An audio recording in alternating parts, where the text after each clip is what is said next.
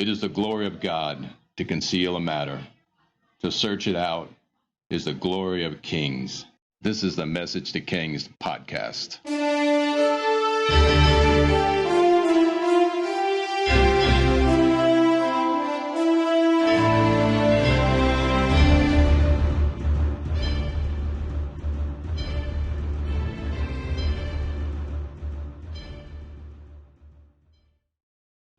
Episode 213, the Book of Lamentations and the Book of Obadiah. Obadiah was one of the survivors or captives from Judah. He witnessed the betrayal by the Edomites. Considering the violence of his prophecies or book, I'm making a historical suggestion here. And when Judah broke its alliance with Babylon and sided with Egypt, I'd like to suggest Edom and Moab and the other surrounding states did the same. Or at least Edom told Judah they would break their alliance. And when the king of Babylon shows up at their door, they double-crossed Judah. And not only double-crossed Judah, but volunteered soldiers in the siege of Jerusalem. And even taunted those in Jerusalem and encouraged the king of Babylon to literally destroy Jerusalem. And further, they actually participated in the slaughter and destruction of the city. And they denied refuge for Judah's people. This is the context of the judgment book of Obadiah on the house of Edom. Obadiah 1, the vision of Obadiah. This is what the sovereign Lord says about Edom. We have heard a message from the Lord. An envoy was sent to the nations to say, "Rise, let us go against her for battle. See, I will make you small among the nations. You will be utterly despised. The pride of your heart has deceived you, and you will live in the clefts of the rocks and make your home on the heights. You who say to yourself, who can bring me down to the ground? Though you soar like the eagle and make your nest among the stars, for there I will bring you down, declares the Lord. If thieves come to you, if robbers in the night, oh, what a disaster awaits you. Would they not steal only as much as they wanted? If grape pickers came to you, would they not leave a few grapes? But how Esau will be ransacked, his hidden treasures pillaged. All your allies will force you to the border. Your friends will deceive you and overpower you. Those who eat your bread will set a trap for you, but you will not detect it. In that day, declares the Lord, will I not destroy the wise men of Edom, those of understanding in the mountains of Esau? Your warriors, Teman, will be terrified, and everyone in Esau's mountains will be cut down in the slaughter. Because of the violence against your brother Jacob, you will be covered with shame. You will be destroyed forever. And on that day, you stood aloof while strangers carried off his wealth, and foreigners entered his gates and cast lots for Jerusalem, and you were like one of them. You should not gloat over your brother in the day of his misfortune, nor rejoice over the people of Judah in the day of their destruction, nor boast so much in the day of their trouble. You should not march through the gates of my people in the day of their disaster, nor gloat over them in their calamity in the day of their disaster, nor seize their wealth in the day of their disaster. You should not wait at the crossroads to cut down their fugitives, nor hand over their survivors in the day of their trouble. So the judgment of Edom has been released. Now it's up to the intercessors to stand in the gap. But this is a secular nation. What happens? Even secular nations can repent. Nineveh did. We have to believe that many, many Jews found refuge in Edom, or more likely were enslaved throughout the world. And would God call upon any of them to pray? Only history can answer that question on what happens to Edom. Now we shift our gears to the end of the age, Obadiah 1:15, and recognize the fact that the Lord is supreme over all the kingdoms at the end of this short book. The day of the Lord is near for all nations. As you have done, it will be done to you. Your deeds will return upon your own head. Just as you drank on my holy hill, so all the nations will drink continually. They'll drink and be as if they had never been. But on Mount Zion will be deliverance. It will be holy. And Jacob will possess his inheritance. Jacob will be a fire and Joseph a flame. Esau will be stubble, and they will set him on fire and destroy him. There will be no survivors from Esau, the Lord has spoken. People from the Negev will occupy the mountains of Esau, and the people from the foothills will possess the land of the Philistines. They will occupy the fields of Ephraim and Samaria, and Benjamin will possess Gilead. This company of Israelite exiles who were in Canaan will possess the land as far as Zarephath. The exiles from Jerusalem who are in Sepharad will possess the towns of the Negev. Deliverers will go up on Mount Zion to govern the mountains of Esau, and the kingdom will be the Lord's. So this is the vision of Obadiah. Nothing really else after this. He's just a passing prophet through the land of an enemy nation, and a powerful word and vision is received. Another perspective in a time of empire and nation resetting. The mass of survivors from Judah continue their way to Babylon, and on the way, Obadiah receives his word. Meanwhile, back in Jerusalem or Judah, there are some survivors, the poor left in the land on purpose, the new governor, Gedaliah, scavengers from the countryside, foreigners digging for spoils, some other stragglers, potentially those who were in hiding who have returned now that the Babylonian army is mostly gone. And among them is the prophet Jeremiah. He is generally credited with the Book of Lamentations, and it's a compilation of 5 poems. Traditionally, Jews still read Lamentations on the 9th of Av, so they would never forget the calamities of this day on their calendar. Jeremiah may not have actually written these poems, for we don't know for sure the author, but they fit into the timeline and his story better than anyone else. Lamentation in its original Hebrew sounds very painfully sad, for it is read in a different tone because it's poetic in nature. We will cover sections of it. Lamentations 1. How deserted lies the city, once so full of people. How like a widow is she, who once was great among the nations. She was queen among the provinces, has now become a slave. Bitterly she weeps at night, tears are on her cheeks. Among all her lovers, there is no one to comfort her. All her friends have betrayed her, they have become her enemies. After affliction and harsh labor, Judah has gone into exile. She dwells among the nations. She finds no resting place. All who pursue her have overtaken her in the midst of her distress. The roads to Zion mourn, and no one comes to her appointed festivals. All her gateways are desolate. Her priests groan, her young women grieve, and she is in bitter anguish. Her foes have become her masters. Her enemies are at ease. The Lord has brought her grief because of her many sins. Her children have gone into exile, captive before the foe. All the splendor has departed from daughter Zion. Her princes are like deer that find no pasture. In weakness they have fled before the pursuer. In the days of her affliction and wandering, Jerusalem remembers all of the treasures that were hers in days of old. When her people fell into enemy hands, there was no one to help her. Her enemies looked at her and laughed at her destruction. Jerusalem has sinned greatly and so has become unclean. All who honored her despised her, for they have seen her naked. She groans and turns away.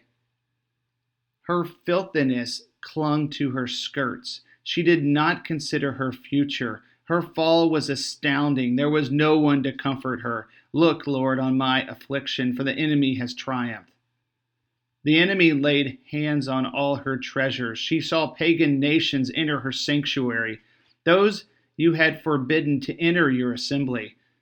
All her people groan as they search for bread.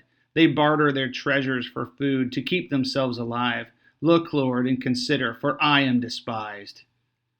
Is it nothing to you, all who pass by? Look around and see. Is any suffering like my suffering that was afflicted on me, that the Lord brought on me in the day of his fierce anger? From on high he sent fire, sent it into my bones. He spread a net for my feet and turned me back. He made me desolate, fate all the day long. My sins have been bound in a yoke. For his hands they were woven together. They have been hung on my neck, and the Lord has sapped my strength. He has given me into the hands of those I cannot withstand. The Lord has rejected all the warriors in my midst. He has summoned an army against me to crush my young men. In his winepress the Lord has trampled virgin daughter Zion. This is why I weep, and why my eyes overflow with tears. No one is near to comfort me, no one to restore my spirit. My children are destitute because the enemy has prevailed. Zion stretches out her hands, but there is no one to comfort her. The Lord has decreed for Jacob that his neighbors become his foes. Jerusalem has become an unclean thing among them. The Lord is righteous, yet I rebelled against his command. Listen, all you peoples, look on my suffering. My young men and young women have gone into exile. I called to my allies, but they betrayed me. My priests and my elders perished in the city while they searched for food to keep themselves alive. See, Lord, how distressed I am. I am in torment within, and in my heart I am disturbed, for I have been most rebellious. Outside the sword bereaves, inside there is only death. People have heard my groaning, but there is no one to comfort me. All my enemies have heard of my distress. They rejoice at what you have done. May you bring the day you have announced, so that they may become like me. Let all their wickedness come before you. Deal with them as you have dealt with me because of all of my sins. My groans are many and my heart is faint. So that's the first poem. It's remorseful, it's sad, it lingers in the pit. For a people no longer have their home, a people undone by the sins they committed. Lamentations 2 is just as intense. Lamentations 2:4. Like an enemy, he has strung his bow. His right hand is ready. Like a foe, he has slain all who are pleasing to the eye. He has poured out his wrath like fire on the tent of daughter Zion. The Lord is like an enemy. He has swallowed up Israel. He has swallowed up all her palaces and destroyed her strongholds. He has multiplied mourning and lamentation for daughter Judah. He has laid waste his dwellings like a garden. He has destroyed his place of meeting, and the Lord has made Zion forget her appointed festivals and her Sabbaths. In his fierce anger he has spurred both king and priest. The Lord has rejected his altar and abandoned his sanctuary. He has given the walls of her palaces into the hands of the enemy. They have raised a shout in the house of the Lord as on the day of an appointed festival. The Lord is determined to tear down the wall around daughter Zion. He has stretched out a measuring line and did not withhold his hand from destroying. He has made ramparts and walls lament. Together they wasted away.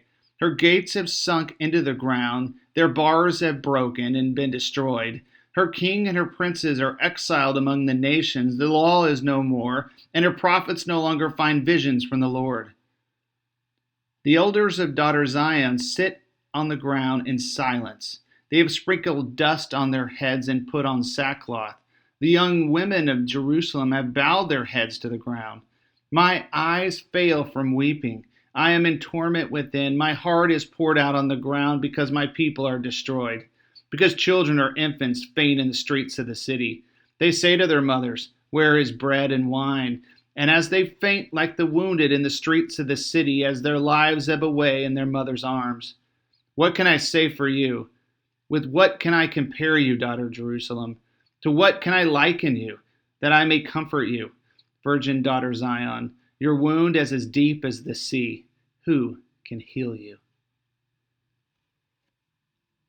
That's intense suffering, starvations, death, ruin. Another commentary called it pure desolation. Now we arrive at Lamentations 3. And Lamentations 3 is a bit more, let's say, a bit more like a psalm. It could have been written by King David because there's an external processing on this one where there's an emotional high and then a low, and then in the end, you normally call upon God. There's this sadness, but then a change to joy at the end. And also at the same time, there's hidden truths in the poem. And then you go back again through the cycle. The message of hope is in the middle of Lamentations 3. Lamentations 3:19. I remember my affliction and my wandering, the bitterness and the gall. I well remembered them, and my soul is downcast within me. Yet this I call to mind, and therefore I have hope. Because of the Lord's great love, we are not consumed, for his compassions never fail. They are new every morning. Great is your faithfulness. I say to myself, the Lord is my portion, and therefore I will wait for him. The Lord is good to those who hope in him, to the one who seeks him. It is good to wait quietly for the salvation of the Lord. It is good for a man to bear the yoke while he is young. Let him sit alone in silence, for the Lord has laid it on him. Let him bury his face in the dust. There may be yet hope. Let him offer his cheek to one who would strike him, and let him be filled with disgrace. So you kind of see the back and forth emotions going on in this one, but there is hidden hope in this one. I find Lamentations extremely vivid. Obviously, and then now we get to number 4. There's even a cannibalism reference in Lamentations 4. The entire gamut of emotion is spoken of in this one. And we go full circle, and it's spoken to, and there's the reference to the end of the exile in Lamentations 4. So here's Lamentations 4. How the gold has lost its luster. The fine gold became dull. Sacred gems are scattered at every street corner. How the precious children of Zion, once worth their weight in gold, are now considered as pots of clay, the work of potters' hands. Even jackals offer their breasts to nurse their young.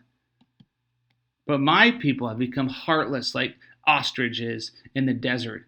Because of the thirst, the infant's tongue sticks to the roof of his mouth. The children beg for bread, but no one gives it to them. Those who once ate delicacies are destitute in the streets. Those brought up in royal purple now lie in ash heaps. The punishment of my people is greater than that of Sodom, which was overthrown in a moment without a hand turned to help her. Their princes are brighter than snow and whiter than milk, their bodies more ruddy than rubies, their appearance like lapis lazuli. But now they are blacker than soot. They are not recognized in the streets. Their skin has shriveled on their bones and has become as dry as a stick. Those killed by the sword are better off than those who die of famine. Racked with hunger, they waste away for lack of food from the field. With their own hands, compassionate women have cooked their own children who became their food when my people were destroyed. The Lord has given full vent to his wrath. He has poured out his fierce anger. He kindled a fire in Zion that consumed her foundations. The kings of the earth did not believe, nor did any of the peoples of the world, that enemies and foes could enter the gates of Jerusalem. But it happened because of the sins of her prophets and the iniquities of her priests, who shed within her the blood of righteous. Now they grope through the streets as if they were blind. They were so defiled with blood that no one dares touch their garments. Go away, you are unclean, people cry to them. Away, away, do not touch us. When they flee and wander about, people among the nations say, they can stay here no longer. The Lord himself has scattered them. He no longer watches over them. The priests are shown no honor, the elders no favor. Moreover, our eyes failed looking in vain for help.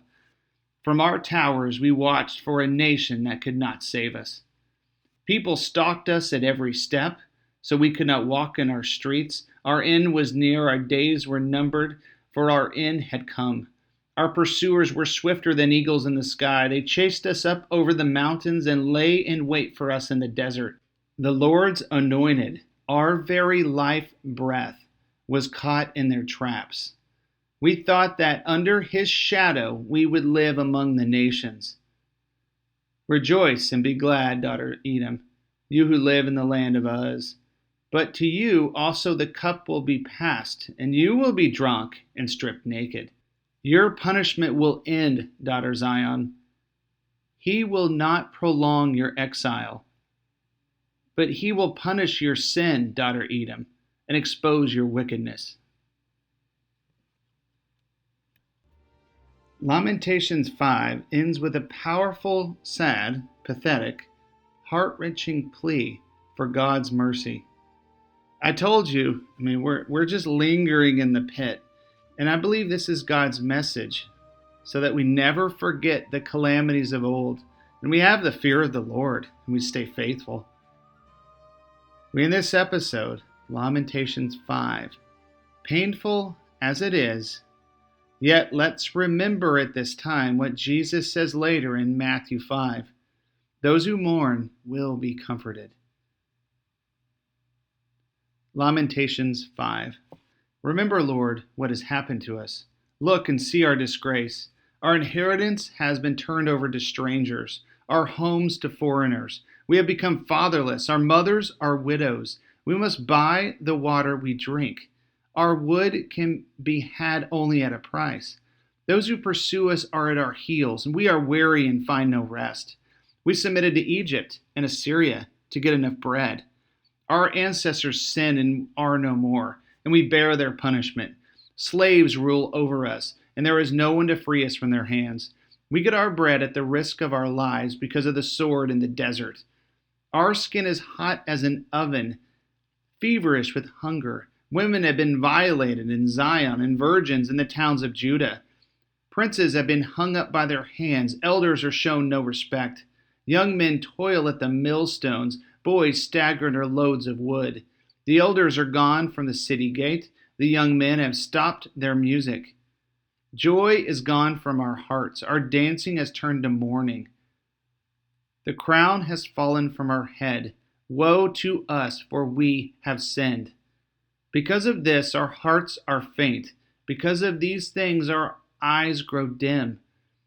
For Mount Zion, which lays desolate, with jackals prowling over it. You, Lord, reign forever. Your throne endures from generation to generation. Why do you always forget us?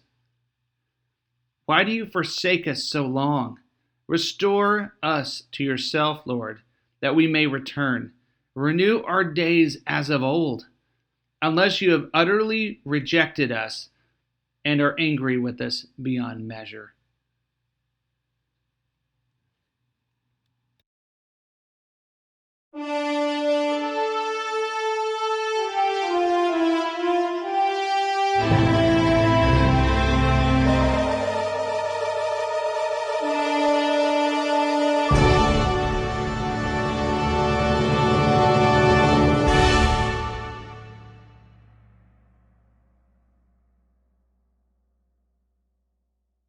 Thanks for joining us for this episode of Message to Kings. Feel free to visit the website, messagetokings.com, share the Facebook page, or if you want to chat, email us at messagetokings@gmail.com.